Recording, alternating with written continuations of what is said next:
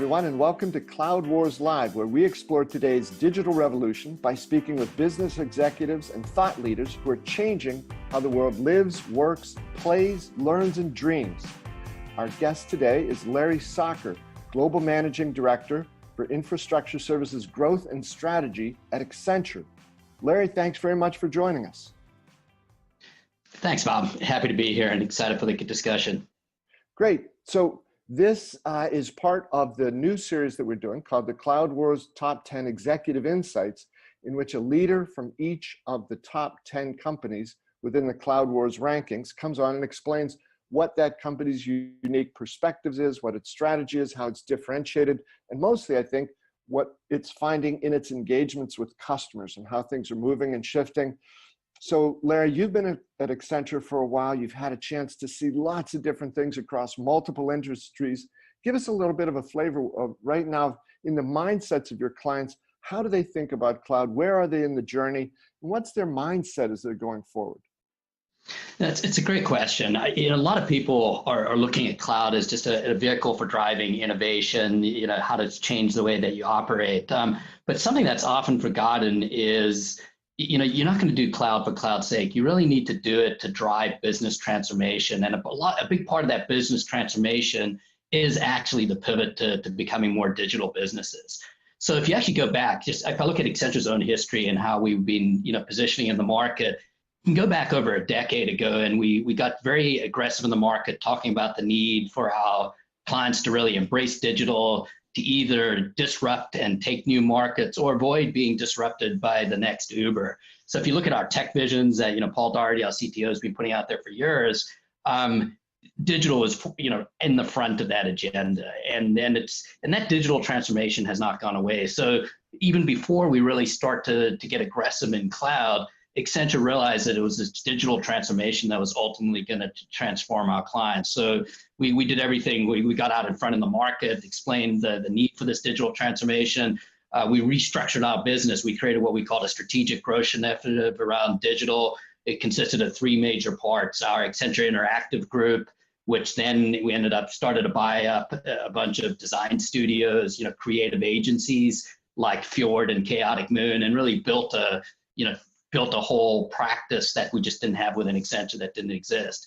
We bet big on analytics very early and started to build our analytics capability to help drive a lot of our clients' transformation. And then very importantly, got out very early in mobile and IoT. We acquired like the Symbian embedded software development groups and really started to build this, this mobility practice, which is then essentially evolved into our Internet of Things business. So we even structured our business to enable our clients' digital, agenda.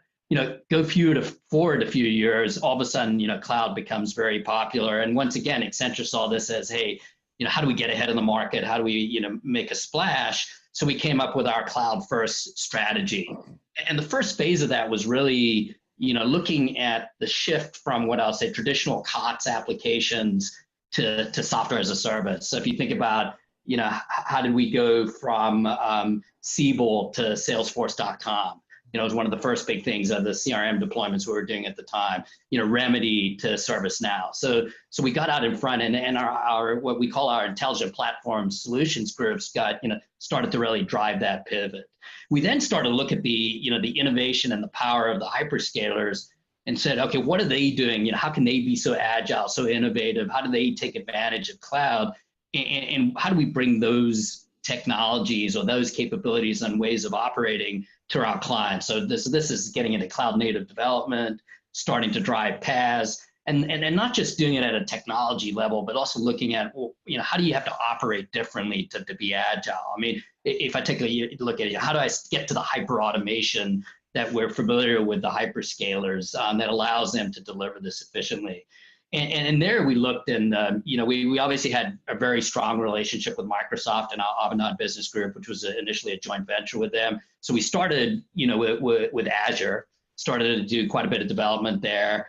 Over time, we expanded our relationship with AWS. Interestingly, the first thing we did was to actually get service level agreements. The AWS was coming out of a very consumer mindset, very, dealing with more consumer centric applications. To be business relevant, they had to get those SLAs.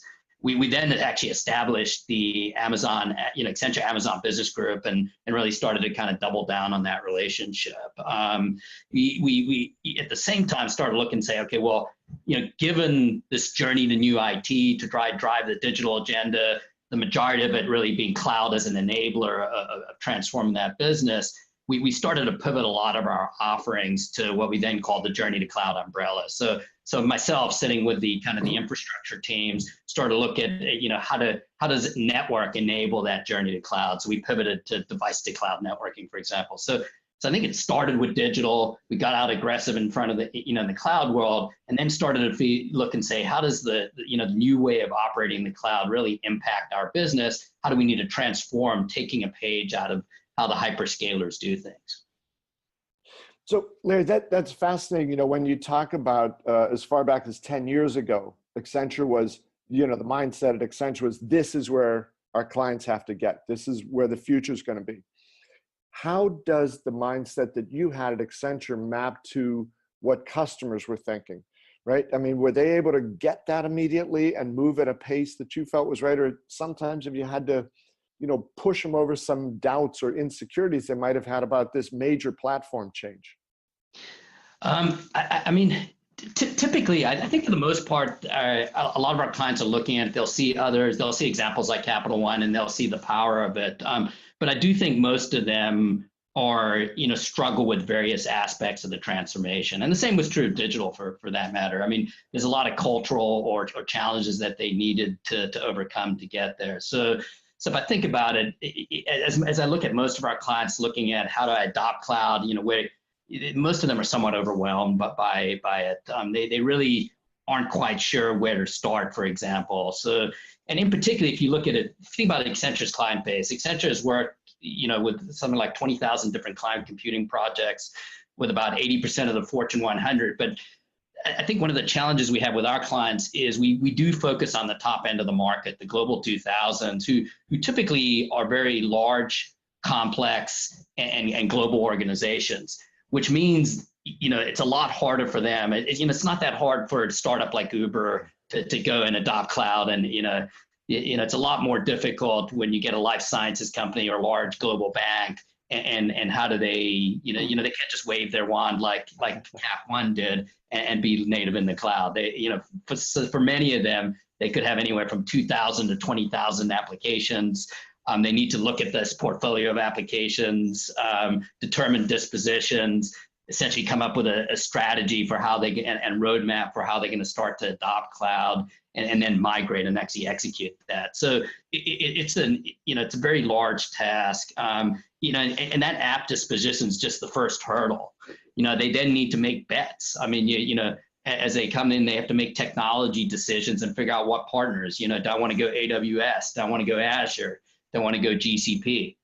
Am I going to have more of a hybrid PaaS approach, OpenShift, PCF? There's a lot of decisions. If I'm building out a private cloud, is it HPE? Is it Dell? And so there's a lot of technology decisions and bets that they need to make. So even once they understand their application strategy, they've got to pick their horses, place their bets. Probably the hardest part going beyond that is, it's not just adopting the technologies and making those bets, but to really be successful in the cloud, you got to transform your business. You got to change how you operate and how you organize to do this. And perhaps that's one of the most challenging side of this. So if you're going to start to adopt cloud native technologies like digital decoupling and microservices, containers, Kubernetes, serverless architectures, you really got to have a different organizational model, a different way of attacking it. So we hear a lot about Agile and DevOps. And so, if I go to most of our clients right now, most of them are some degree into that journey. I think most would argue, hey, we're getting pretty mature in DevOps, et cetera. But the reality of what we're seeing is even in that area, they've only gone halfway. So as we often say, they're usually pretty good at continuous integration, continuous delivery. They've got automated pipelines, but they haven't truly put the ops into DevOps or the SecOps into DevSecOps. So we're spending a lot of time just helping them with that business and operational transformation. How do they get their operational organizations tightly coupled in the development cycles? And that's a massive shift, everything from from how I organize, how my processes integrate, how I get my operations teams, my infrastructure teams embedded in the agile delivery of of code, and really start to transform the organization. Yeah, so they've got some huge issues that they're dealing with, and probably even more challenging than that is the skills gap. I mean, if you really take a look at it, the entire industry, we just don't have enough skills. People who really understand the new technologies, who know how to work in a true DevSecOps model, understand agile development. How do we take our operators, turn them from eyes on glass into developers? Writing the analytic algorithms to get to predictive operations, the developing automation scripts, tuning the AI engines. There's huge skill shortages, just getting guys with Amazon skills or OpenShift skills. So the whole market's looking at that, that skill shortage. And, there, I think, a huge struggle for our clients. So we see a lot of opportunity out there to help our clients, overcome a lot of these hurdles. Also, as you've been describing, a lot of these companies are becoming software companies. They're becoming technology companies. So the scale of that talent gap can be almost frightening at some points. I mean, I think that's accurate. I mean, it's probably the biggest thing holding us back as an industry right now. And it's, quite frankly, it's not just for our clients. I mean, we need to spend a lot more time, energy, recruiting, training, retaining skills. I mean, it's a pretty aggressive market out there. As soon as we get our latest AWS certifications. There's a host of other people, targeting out people. So we've got to get much clever in our retention packages and, et cetera. So I think the whole industry is really struggling with this. So, at some point we got to figure out more creative ways to get more out of what we have, and also cross training. I'm a big believer, the people who've run our IT organizations and operations in the past still have a lot of value. There's a lot of the patterns we're seeing, we wrap legacy code in microservices, exposed to microservices, and then do cloud native front ends. We still need to keep that synergy out there. Guys who really know how to operate the stuff, how to sectionalize and troubleshoot it. And as much as we can get that cross-pollination of skills, the new developers with cloud native development skills who've grown up in the world of agile, embedded with the guys who understand legacy operations, how do I tune databases, how do I pull this all together? Because we really need them to work hand in hand and cross-train each other.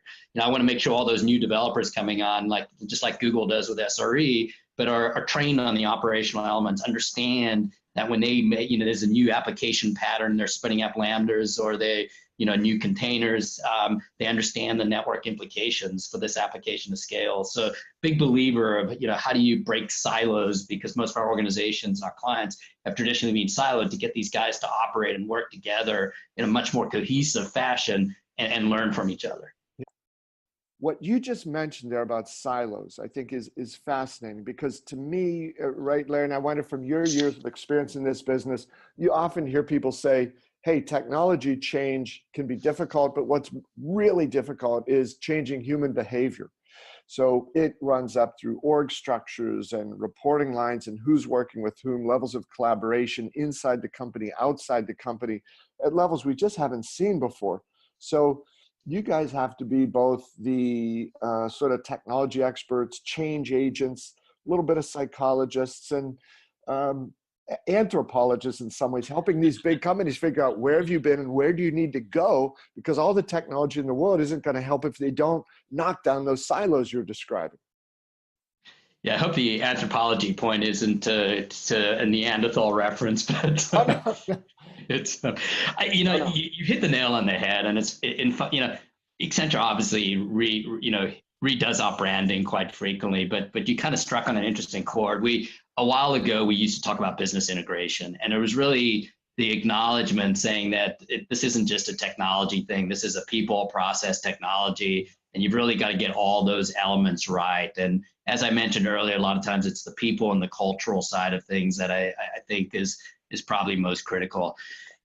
As we look at our organizations, quite frankly, ourselves, the biggest thing to get right in this new world is really about how do I integrate across my different organizations, my different activities, and really see the big picture. So if we see our clients struggling in this space, I mean, there's three major trends that I think they fail to do. One is is get a big picture view, making sure that the business, the application teams, the cloud and infrastructure platform teams, the security organization, the operations entities are working together in a cohesive fashion in an integrated way. Truly, as I mentioned earlier, putting the second ops into DevOps. So not having it where I've got a sprint, of an application delivery, and then, I go and drop that and find, hey, I don't have enough compute resources, or the network's not equipped to do this, or I don't have the logging, the instrumentation, the operational procedures, or my operators aren't trained. So how do we break those silos and start to get them to work together as an integrated, cohesive team? I mean, we see a lot of other people also, they have the vision, they understand the power of cloud, but they have trouble really transforming that onto, how to actually execute on that vision. So it's one thing to put a stake in the ground. Hey, here's my end state architecture, whether it's my, it's my hybrid cloud architecture, my PaaS architectures with my SaaS or multi-cloud capabilities around it. And then, here's my operating model, et cetera. Often the hard part is the roadmap to get there. How do I prioritize activities? Where do I start? What's most important? How do I align activities that the infrastructure as code I'm doing in the software-defined data center is aligned to the activities from my broader hybrid cloud story to get me to AWS, for example. So it's getting all that alignment's a big thing.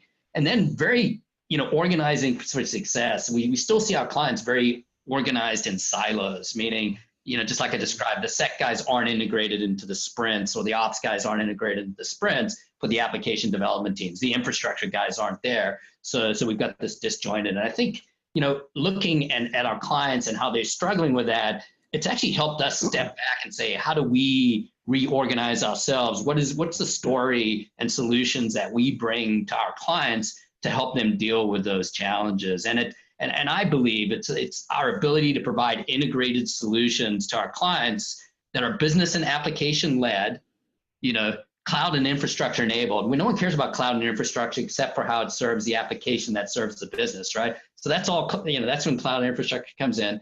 It needs to be secure from the ground up, powered by intelligent operations, and all in an integrated fashion. So if you take that mantra and how, we're trying to organize, we're trying to take the different parts of Accenture that deliver those different pieces and bring them together. So back in December, my group, what's now called Intelligent Cloud and Infrastructure Services, joined with our application guys doing our cloud native application, our SaaS work with our IP, and Oracle and SAP with our what we call our intelligent platform services. We came together with our intelligent engineering services who do cloud native app modernization, and as well as our emerging technologies to really create integrated stories and solutions to help our clients with this. So what we've been looking at is helping them with our called an application-led journey. I mean, it's really got to be that application portfolio, the evolution and modernization of those applications really should drive our cloud and infrastructure solutions. I shouldn't be looking at public, private, hybrid until I understand my application strategy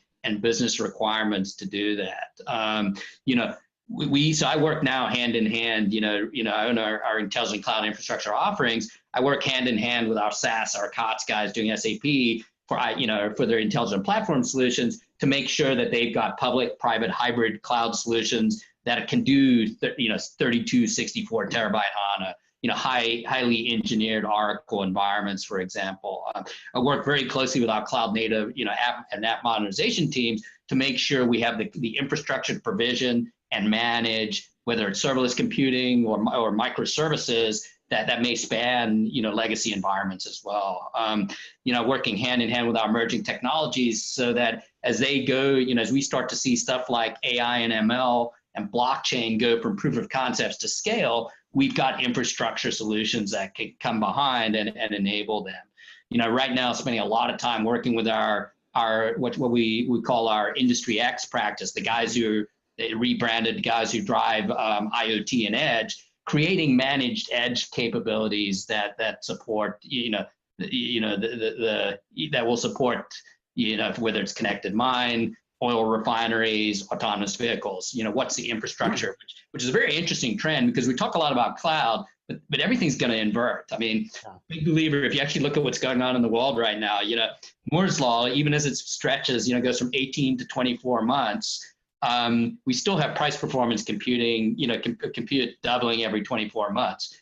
the network will always be the long pole. I mean, even with 5G and increased bandwidth and latency, the reality is I can't keep pushing all that data up. I'm going to overrun the networks because that data is going to proliferate at a faster rate. So we see that we're going to have more compute and processing at the edge. So working with my industry X teams and figuring out, okay, hey, as your clients go from video analytics and autonomous vehicles in the mine, how do we get compute out there in a managed way with up through the containers with integrated connectivity to support it? So we work very closely as a team to kind of bring that all together and then have combined operations. One of the big things we've been focused on is how do we do management and optimization across that entire footprint. And I don't like the words application outsourcing, infrastructure outsourcing, because I think it's much more about managing and over time optimizing. How do I get the performance and improve service levels, particularly when I get environments that are very dynamic and ephemeral. Like if you think about, not just containers, like if I go back, if I had a server on a virtual machine, that could be up for a year, right? Mm-hmm. If I've got containers, that could be 15 minutes to an hour. Throw Kubernetes into the mix, it's much more dynamic. And then the extreme is serverless. I now need to manage about a much more complex environment and throw digital decoupling and microservice into it. And I might have my legacy mainframe application wrapped in microservices, OpenShift front end, the Lambda, serverless environment. How do I manage across that? So we've been spending a lot of time working with our application management teams, what we call app services, creating integrated, cloud and infrastructure managed services that would plug in behind that, including working with our security teams for managed security, so that we can now, manage across that entire footprint. And I mean, the clients really only care about how that application's serving a business function. But if things start to degrade, do I have a network connectivity problem? Is the cloud, do I have enough containers? Am I orchestrating them correctly? So we're spending a lot of time then also creating the managed and, how do we manage and optimize across that stack? Larry, it's wild as you talk about that, right? Because on the one hand, there's all these issues you talk about from the big picture view, breaking down the silos, get the organization, right, where it's focused around success and not around tactics, the emerging technology, interconnection, the industry expertise connection, all of this. But the other dimension on the customer side is, right, they don't have 3 years or 5 years to get this right. I mean, that the time frames have been compressed because the market around us is changing so quickly. So do you find that your clients, are they getting this notion of there's a lot to do, it's hard, but we got to do this quickly? Are they up to the pace of change that's taking place right now? They get the problem, and in different parts of the organizations, they have different levels of success. I'll give you a great, in the apps guys have understood this for years and have had agile delivery. And while they'll say they're doing DevOps, they've done a pretty good job with dev, right? CI/CD, they've got their pipelines, they're automating, they've got agile delivery, at least with a part of their portfolio. So I think typically they're more mature in that space. As we start to get into the infrastructure side, I think most are lagging. I mean, very few of our clients, a lot of them have virtualized, very few of them are automated, and very few are to the level like what we do with a large life sciences company where they actually do 2-week sprints and they keep evolving, ServiceNow automation, vRealize, orchestration automation, GXP integration with manual workflows, but have self-service, down for a new environment. And they're doing that in 2-week sprints with a CI/CD pipeline. So we see less of that kind of down in the infrastructure space. So I think for the most part, different parts of the organization are at different trajectories. The problem that they have is connecting those dots. So even a place like there, the app sprints weren't aligned with the infrastructure sprints. And I really need to make sure that when I'm doing an app sprint, if that's going to have infrastructure, let's say in this case, private cloud infrastructure implications, I need to hit that right up front and understand, hey, I need to modify the sprints that are down below. We have been spending a lot of time creating not just that end state vision, but the real challenge is the roadmap. How do we start to create an integrated roadmap that allows me then to prioritize what am I going to build in, like in that case, my software-defined data center, private cloud. I'm going to deliver in an agile fashion, but aligned to the applications and pivoting, saying, hey, if a new application function is going to require additional compute, I need a new T-shirt. I need to basically change my software-defined data center. So we're spending a lot of time working on the roadmaps to do that. Now, what is interesting is, I mean, with as we finally see software-defined infrastructure taking off, for example, we can deliver infrastructure as code. We've seen it at this life sciences company where, we ended up, over an 18-month time frame iterating through in 2-week sprints and evolving their service catalog to where they could spin up an SAP basis environment in a matter of 90 minutes with manual workflows. So we've seen some great successes. Seen very few people put it all together in an integrated story. In particular, the biggest obstacle, even if they can get the dev and the infrastructure together, for example, the operational side of it and the security side is probably the biggest disconnect right now. So I'm spending a lot of time working with our clients on how do you create a true cloud operating model, how do you organize to deliver that model, and how do you truly put the sec and the ops into DevSecOps. The example is when when we're doing the next drop of code, we've got operational guys up front saying, hey, do we need additional logging, instrumentation? Do we need to change the processes that, how we're organized? Do we need to train the operators on a new technology? And are there tools changes to NAP dynamics, for example, that we need to make in order to manage this environment? And to me, I think we're starting to make pretty good progress on the dev side, the agility. We got to bring the ops into the mix and the security, as well. Yeah. Larry, it's just, wild hearing you talk about those number of things, but for companies that can get all that right, the rewards are going to be quite remarkable, right? As they get out in front of competitors and keep more in line with the digital consumers and the digital lifestyles that billions of people around the world are interested in. So in that context, Larry, you've mentioned Capital One a couple of times. Can you tell us a little bit about their journey or where they are now and how you helped them get there? Yeah, and when I reference Capital One, what I'd like to kind of explain is, to me, that's the one that Amazon always put up with an existing organization who's kind of waved their wand and has gone very cloud native fast. I think they're probably one of the best examples of the industry, and good reason they're up on stage at reInvent every year or every other year to tell their story. But my point being is very few people can actually kind of execute to that. Now, what I actually think is probably a more interesting thing to look at is how do you take an organization who realizes that it's going to take me too long to actually get 100% cloud native or as much as possible cloud native. So great example we have was working with a global hotel, and this hotel was growing by acquisition. They're expanding pretty aggressively, new brands and quite to do a lot. Now it turned out their reservation system was running on an old mainframe environment called TPF. If you're familiar with that, that was what they used to build Sabre, the airline reservation systems. And it was done at a time when, IBM's MVS and virtual machine or VM couldn't keep pace. So anyway, they've got this, one of the most strategic applications, this mainframe reservation system. But it's obviously waterfall development cycles. It's very hard to maintain and keep it growing, et cetera. It's a very, 20-year-old plus old environment. Now, looking and saying, growing it quick, I need to make a lot of updates to my front-end applications, my web app, my mobile app.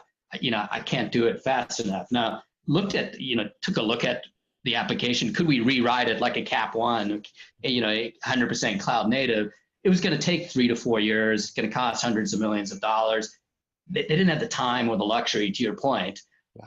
So this is where techniques like digital decoupling get incredibly powerful in microservices. So instead of rewriting the application, basically, wrapped it with APIs, the mainframe reservation system with APIs, exposed it as microservices, and then developed a cloud native front end. And that weren't quite ready to go to the world of public. So they actually did it on OpenShift, running on a distributed VMware environment, used a database cache, CouchDB, and then cached the room information.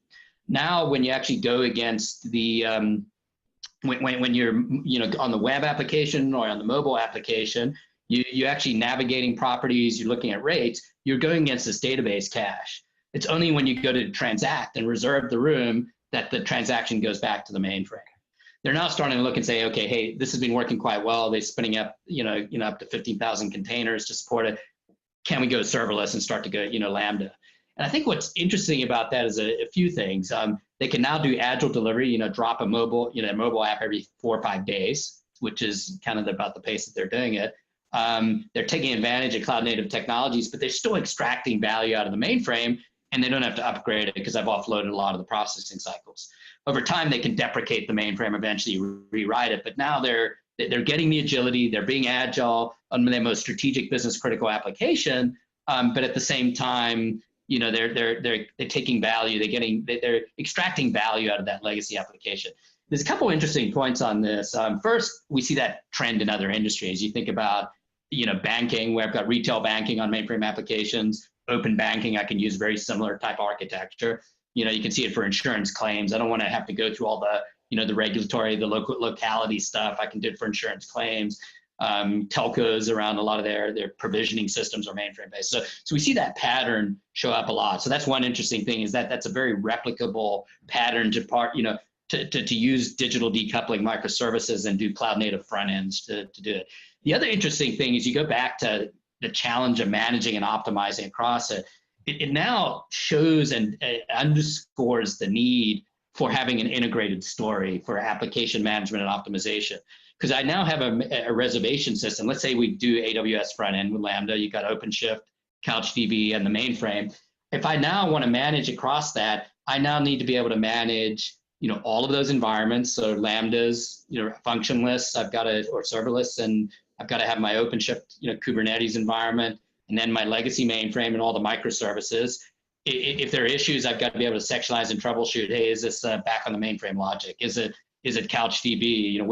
Is it the networks that connect those servers to each other or to the devices? Is it the devices themselves? Is there code? Is it my mobile app? Is that holding something open?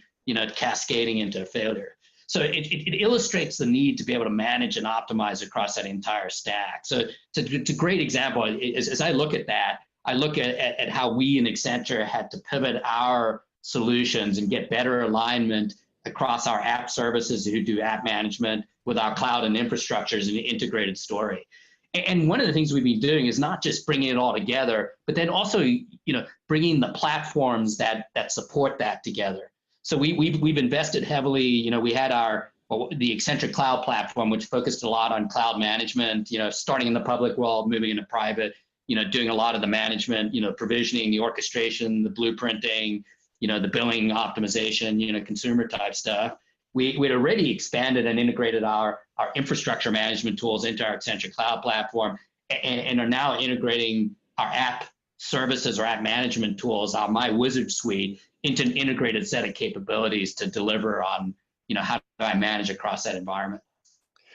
Yeah, Larry, wild stuff going on there. And if I could ask you to shift from sort of how you've put all these different pieces together, then the other thing that Accenture is doing that requires, quite a bit of skill is where so many of the big companies dealing in the cloud right now are sort of at each other's throats, right? They're arch rivals and competitors. Accenture's found a way to be a primary partner with almost everybody. So what does that do for you in the minds of your clients? How do they see you as somebody who can help them get where they need to be more quickly than they could going out there into that jungle by themselves?